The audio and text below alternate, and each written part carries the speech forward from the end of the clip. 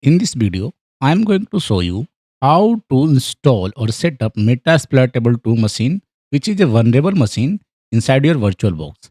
So I have the file for that virtual machine, that vulnerable machine. I am going to that file. Okay, let me look for the file.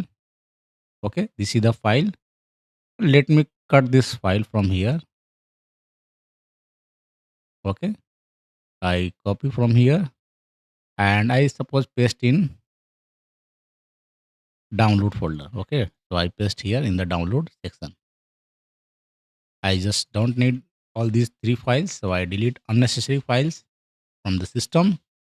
Now I just click go to that folder, download folder, close this virtual machine, go to the download folder, go to the metasploitable and click on double click on this machine and done.